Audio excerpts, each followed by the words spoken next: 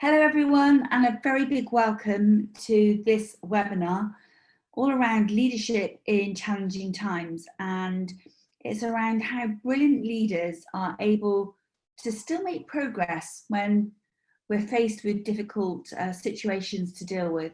How you can lift the motivation of your team, how you can still make progress, get results and dominate even when everything around us is uncertain.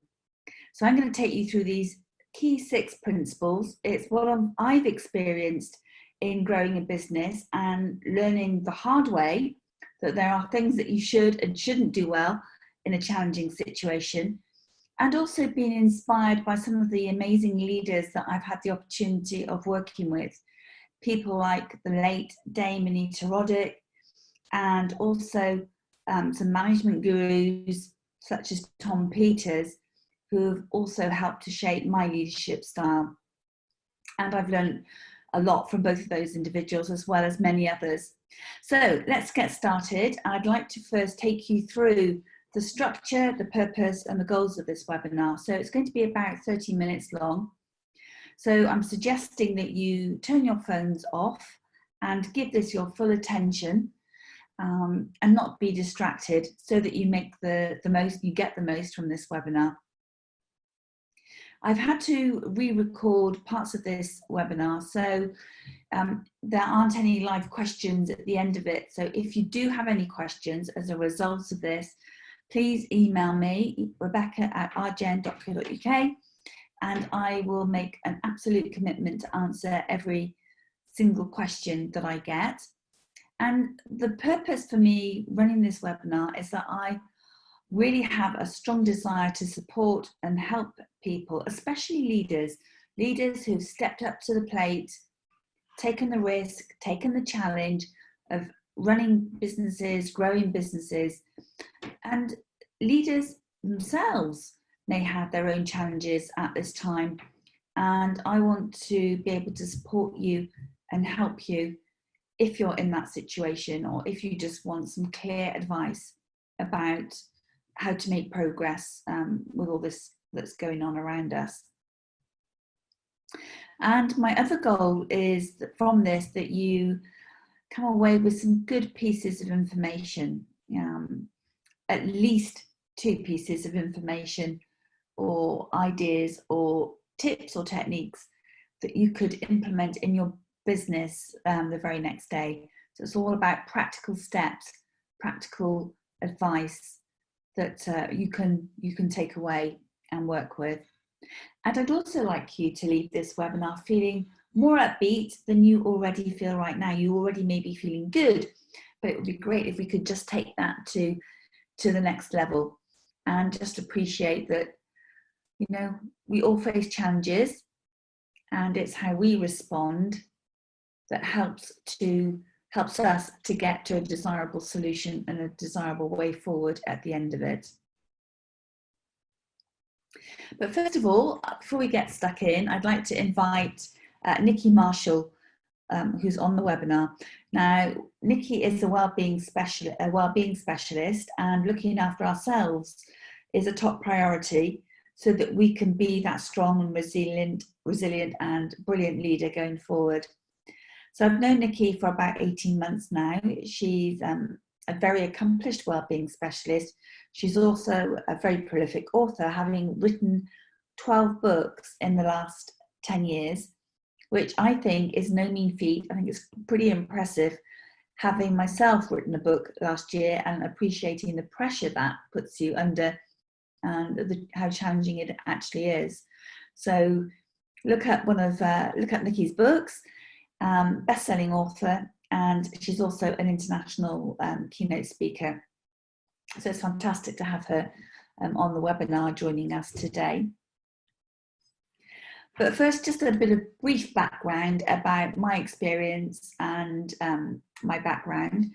So everything that I'm sharing with you today has come from my own personal experience of growing a business. So I walk the talk. I grew a business to a reasonable size, about 55 million in sales revenue. We had about 1,000 employees. It was in the logistics sector, which is a hard sector to be in. and goes with the territory that I faced a good number of challenges during that time, one of which I'm going to use as an illustration as we go through the 6 principles of being a brilliant leader. I am now a business coach, business consultant. I help companies to grow, to flourish, to transform their results, and I love working with individuals as well, coaching them to achieve greater success in their business. I also do speaking, and I've written a book, and my book's called Winning Big in Sales. So if you'd like a copy of that, please just drop me an email, and I'll very happily put a copy in the post for you, with my very best wishes for your success. So let's move on. What is the number 1 point to be a strong leader, a brilliant leader in challenging times? Well, I think one of the first points here is that it's so important to be consistent during this time. It's not a time to make dramatic changes to your leadership style. It's more a case of looking at what you're great at as a leader and bringing those more to the fore. Your team at this time want to know that you're consistent in your approach, and that the leader that they've got to know and love, they want to see more of that going forward. They don't want you to be reacting and responding in a very different way. And I know that can be easier said than done, because very often when we're under pressure, we can react and respond differently. But I think it's important that you are conscious of that and you make a real concerted effort to be that consistent leader that you have been up to this point. You're going to be remembered for how you led your team and how you led your business through this time. So you want that to be consistent with your values and your vision of you as the leader that you are and that you continue to aspire to be. It's also important to say that during this time, you are being scrutinized. Your every move is being scrutinized. How you respond to things is being scrutinized. And although I was always aware of this when I was leading and growing a logistics business, I wasn't fully aware of the extent of it until I sold my business to a much larger group, and I became quite aware of all the conversations that were had around the building, around the office, when the MD at that time made changes or made announcements, or the way he spoke with people, or even the time that he came in to the office and the time that he left the office.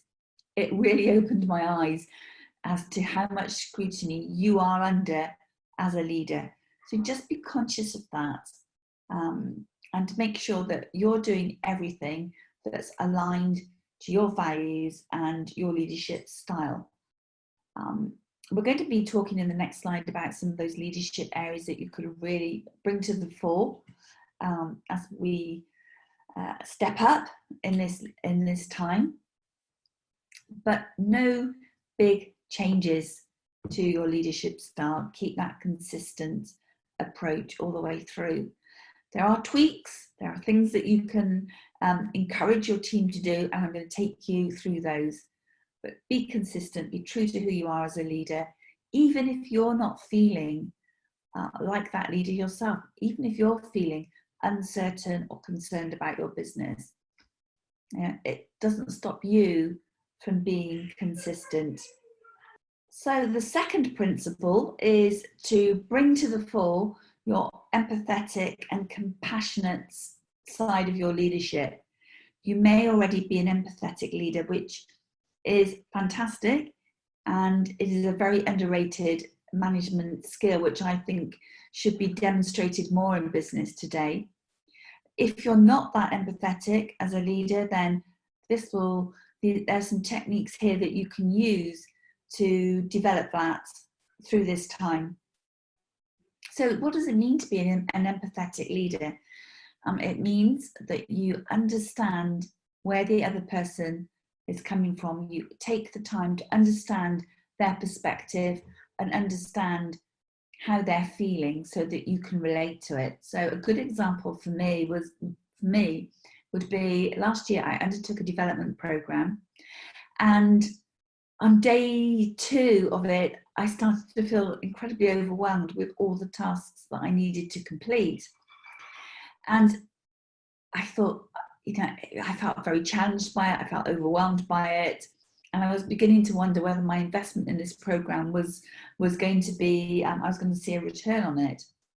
So I had a chat to my accountability partner, and she had been on the program the year before and could completely relate to how I felt. And she told me she felt the same. She listened to what I had to say. She came up with some really good suggestions. And just the fact that she completely understood my situation and how I was feeling just made those concerns just kind of melt away.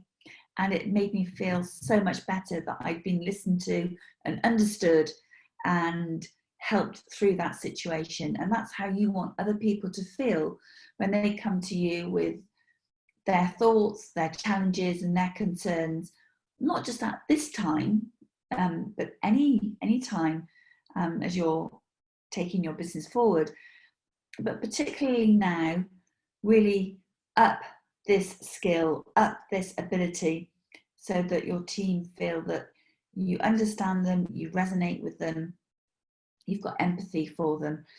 So some general things to do here are not to judge when they're sharing their challenge with you. We all take challenge in a different way, so don't judge their situation, accept it for what it is, be very present for them. So if they are calling you with a problem or a challenge or something they want to talk to you about, put your phone down, stop doing your emails, be present for them and really listen intently to what they have to say. Active listening is when you're listening and you're responding with relevant points. You're not suddenly saying, oh, could you repeat that? Because maybe you just zoned out for a moment or you've got distracted. And you don't interrupt them. You let them talk through what they want to say, and then you help them come through with developing some ideas and some solutions to take them forward. But heighten your compassion, heighten your empathy, and your team will really thank you for this. The third principle, and this can sometimes be challenging for leaders and managers to take on board if they're not used to it or if they haven't got a culture that allows this to happen. Now, I said for slide 1 is to be consistent. Principle 1, be consistent with your leadership style. And this one is about encouraging empowerment, which might be different to what you currently do. And if it is, take it steady, just introduce it in a very soft way, because it will help you to be a better leader. So I'm not talking about any change. I don't want you to do big bang on this and suddenly introduce it. The way to do it is just to kind of suggest to your team that you would like to improve how you are as a leader. You'd like to improve your leadership skills. So you're very receptive to any ideas or constructive feedback that they'd like to give you. And it's as simple as that. It's as low key as that. If you're not used to encouraging your team to feel empowered to give you that sort of feedback. Now, if you're not used to it, it actually might feel a little bit uncomfortable at first. But you're getting feedback, which is really a gift. And what you do with it is also important. So if somebody's built up, a member of your team who doesn't usually give you feedback and you've invited some feedback, first of all, thank them for it, because they may be fairly brave in coming to you with some constructive ideas and about your leadership style. So thank them for it. And the other important piece to do, so don't start this process if you're not prepared to do this next bit. And this next bit is to decide what you're going to do with the feedback and let them know. So complete that feedback loop by explaining to them that the feedback is good and what you're going to do about it. And if you've got good feedback but you don't like the idea or don't agree with the idea, please give them the reasons why you are not going to progress it, because there's nothing more demoralizing than giving ideas or constructive feedback to a leader, and the leader nods, takes it on board and says that's a good idea, and then nothing else happens. You don't see any change, you don't see any improvement. Or they say, well, I'm not sure about that, don't think that will work, but don't give you any specifics as to why they feel that won't work. That's a very closed style of management, style of leadership. And what we're talking about here is stepping up and being that brilliant leader, that resilient leader, that strong leader when times are challenging. So start with empowering your team. And although it might feel a little bit difficult to start with, you will benefit from it. I've been through this, I've benefited from it, I've been a better leader as a result of it, even though it was perhaps hard to embrace right at the beginning. But give it a go and work with your team, but give them that response back, close that feedback loop at the end of it so they know what you're doing with the feedback that they've given you. I thought this slide might give you a bit of a smile. This was taken a good number of years ago, and I am in the orange jacket with the shoulder pads, which obviously must have been quite a thing to wear at that time. And the lady on the other side with the dark hair is Anita Roddick. In case you don't recognise her, she is my all-time favourite business leader, and she's no longer with us, sadly. But I learned so much from her, and she gave me one of my biggest business challenges. So I could talk about this for quite a long time, but I'm going to make it brief.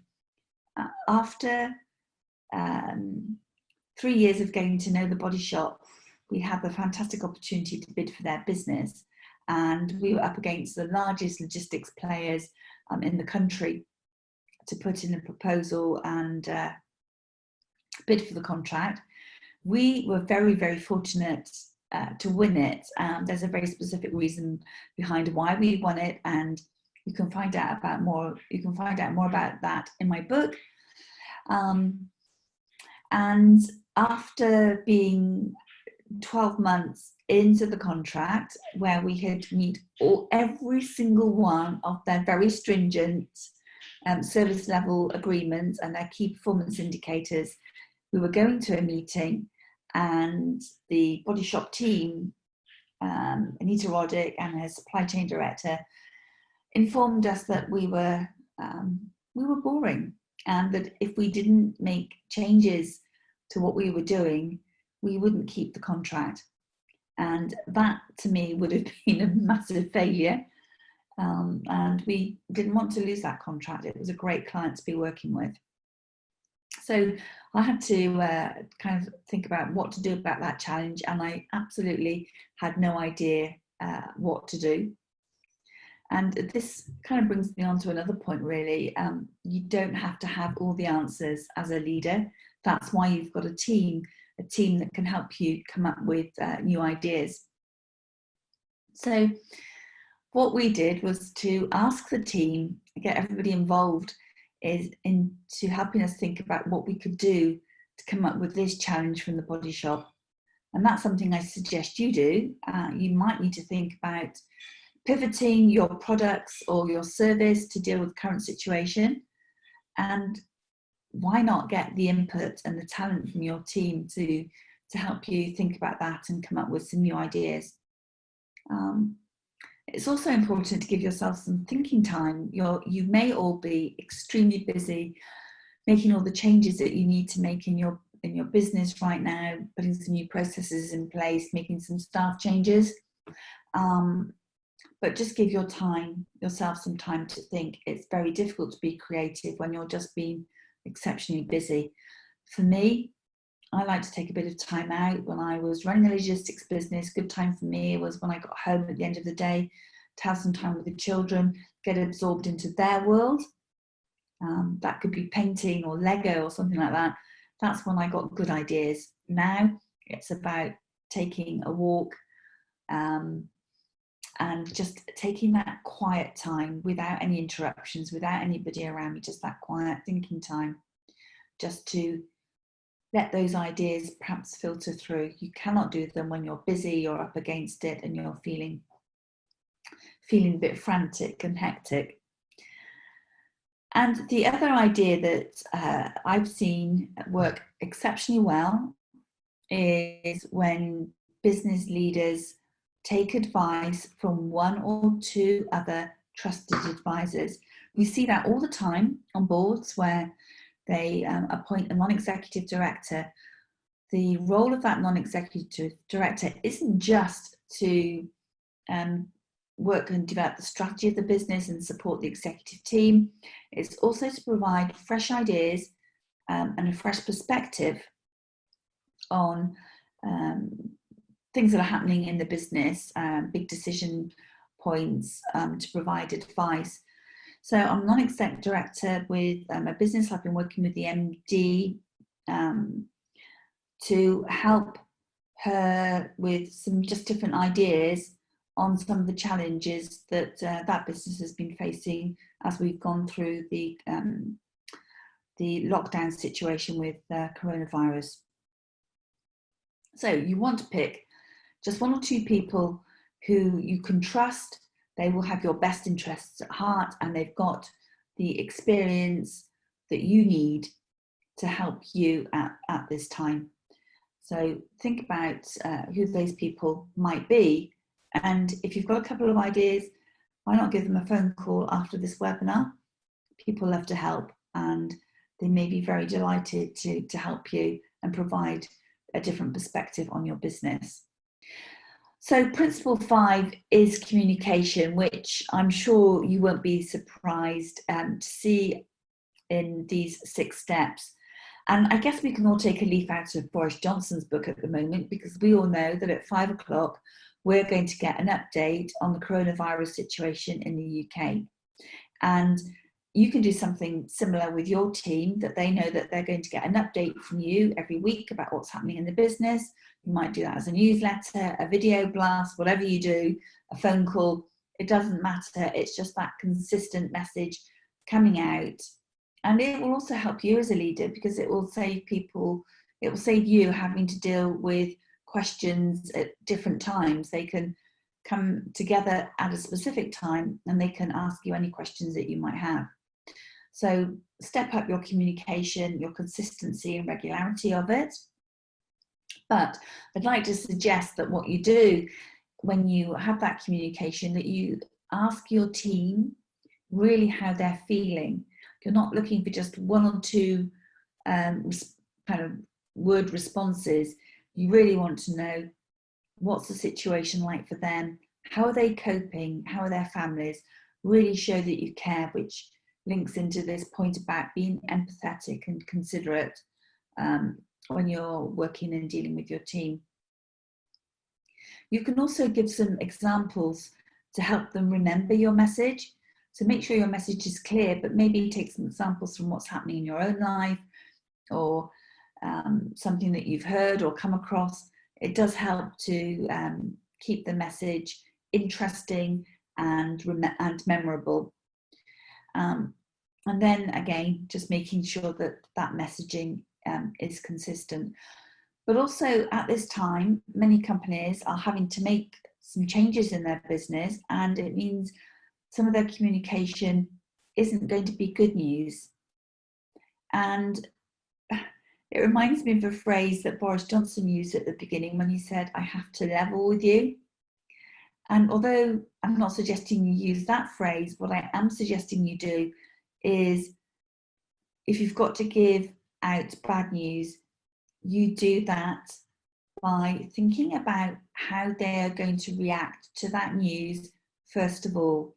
So think that through, because that is going to really help you craft your message and make your message as empathetic and considerate as possible. It's never ceased to amaze me when I've had to give bad news in a business that the team were expecting it anyway. People talk, they can be very aware of the situation, and they will be at this moment in time. They're aware that companies are under pressure and having to make changes. So I guess in a way it's about leveling with them and explaining why you have to give out this bad news and helping them to appreciate your position of why you have to make such decisions, and explain that situation to them. So just think very carefully about your communication, because it links again to point one, that you are being scrutinized at this time. You are going to be remembered for your communication and how you lead people through these, lead your team through this challenging time. So let's move on to point 6, which is extremely important. It's making sure that you stay in control and calm and professional during the situation, even if you're feeling very anxious yourself. And we've got Nikki here, who's going to talk us through some ways that we can manage our own stress, our own anxieties in this situation. So I'm going to hand over to Nikki now, who's got some great tips and some ideas for you.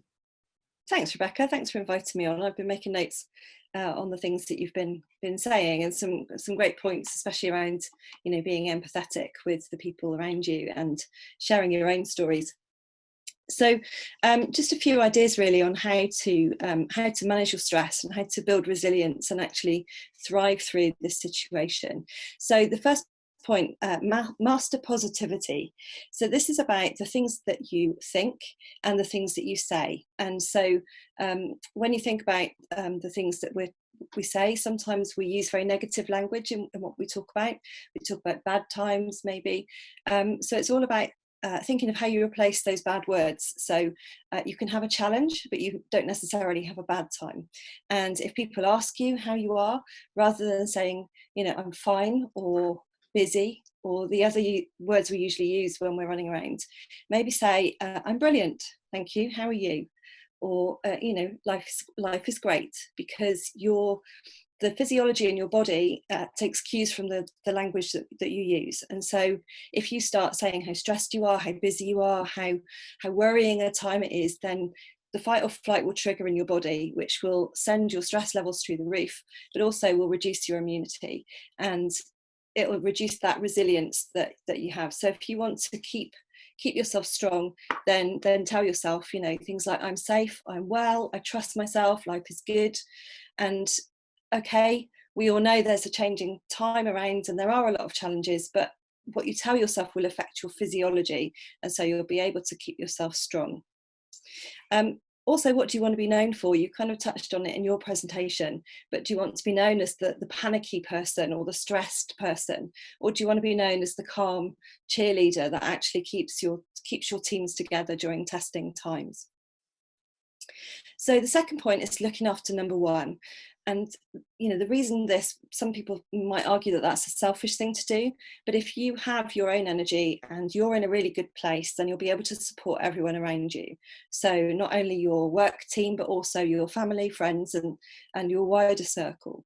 So it's about being selfish and actually putting the things that are important for your well-being in your diary before you put in things for everyone else. So making sure you get enough sleep, maybe in some silence. Silence tends to reset the brain and kind of give us that peace. So get some silence. Think about any exercise you're going to do, even if it is, just a 30-minute gentle walk, just getting outside, getting some fresh air, and also thinking about nutrition, making sure that you don't eat on the run, that you actually do have planned meals. And if you eat lots of rainbow coloured fruit and vegetables, there's scientific research that says we get all the nutrition, all the vitamins, minerals and trace elements that we need to stay well. So yeah, look after yourself. There's some really good apps. There's an app called Dailyo where you can put in how your day's been and all the good things that you've done in it, so you can kind of track whether you're looking after yourself. There are sleep apps. There's an app called Rain, which can help you get to sleep if you've got a really busy brain. So there are lots of things around us that can help, but we have to actually take the initiative and use them. The third point is it's a marathon and not a sprint. I think very much when we've had all these, all these sort of news items and everything changing really quickly, we tend to sort of all hands to the pumps and try and think of what we can do to maybe pivot in our business or protect our business. And we tend to, in stressful times, think we can take on this mammoth to-do list. And so if you've got a list with too many points on it, you're going to get overwhelmed. So maybe make that huge list, but then think of 2 or 3 things that you can actually focus on today, like we call them your most important tasks or your rocks, and just think of those 3 things and prioritize and make sure you get those 3 things done. And then make sure you do actually have time for rest, particularly when we're working from home. It can be very easy to have the laptop on all the time, or have all your work stuff in the room that you're kind of relaxing in, and then you can just sneak in and do some more work. But try and have a gap between work and home, and try and have some transition time for that. And the last thing is about being creative, because we are being asked to find really innovative ways of working and to be creative in our solutions of how we do all the things that we need to do in our business. But if you're in a very left brain, logical, financial position, to suddenly be creative and to switch, we would find it very difficult. And sometimes, we say, I literally can't think of what to do.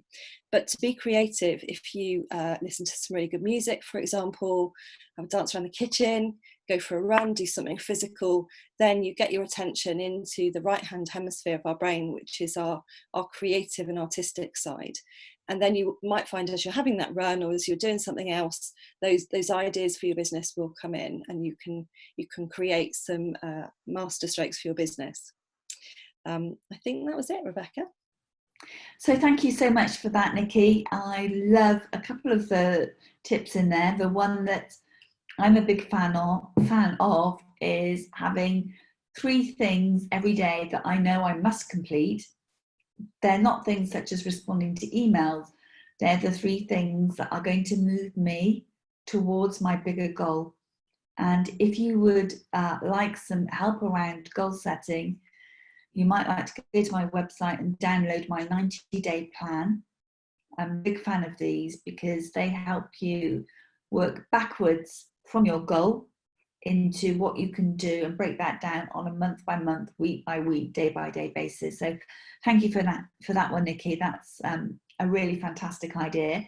And I also love the one about lifting your energy with music and helping you to get into that creative space, something I also enjoy doing. So really appreciate those, Nikki. And now it just leaves me to recap on the 6 key principles that I've learned from experience, from getting things wrong, wasn't the way to do it. From what I know worked incredibly well, and from experiencing working with amazing leaders and how they cope with challenging and difficult times. So the first one, and I guess being consistent runs through all of these actually, it's being consistent in your approach so your team can depend and rely on you and the way that you're going to react and respond to them. Maybe up your empathy and your consideration and your caring for your team. That will go down very well and will be much appreciated. If you're new to empowering your team to give you constructive feedback, start in a small way and just explain to your team that you want to be a better leader, and they can help you with that. So it's just about opening that up for for them to give you some constructive feedback that make them feel comfortable about being able to do that. Step 4, principle 4 really, is about encouraging your team to come up with new ideas to help develop your product or service. Maybe you have to pivot it in some way, because your business life, your sales might be changing. So you need to think maybe about new products or how you can pivot your products accordingly. Ask your team for their input and ideas on that. Increasing your communication can be around consistency of messaging, delivering how you deliver not such good news, in a way of thinking about how your team might respond to that news before you craft your message. It will help you get your message.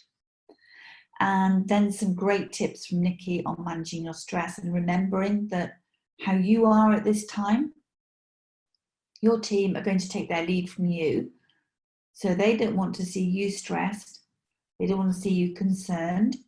They want to see you understanding that you may have a difficult situation, but by working together, working through it, you will find a solution, you will find a way forward, and that you need their support to help you do that. But they will take their lead from you. So you need to be that strong and resilient leader as you face difficult and challenging times. Maybe not just this one, but there may be ones in the future. You can really develop your skills at the moment. So thank you. We've come to the end of the webinar. I hope you find all of those techniques and principles useful. Please connect with me. I'd love to hear from you, so you can connect with me on most of the social media platforms, LinkedIn, Instagram, Facebook, Twitter, YouTube. Please give me some feedback. I am very receptive to any constructive feedback you'd like to give me. I take my own advice, so it's always important for me to improve what I do. And I'd just like to end with a very big thank you. First of all, a big thank you to Nikki for giving up her time, and thank you to you for watching and listening to this webinar. And please go out, make a difference, and be that inspirational and inspiring leader that steps up to the plate when we are in a very difficult situation. I wish you every success, and I look forward to hearing from you.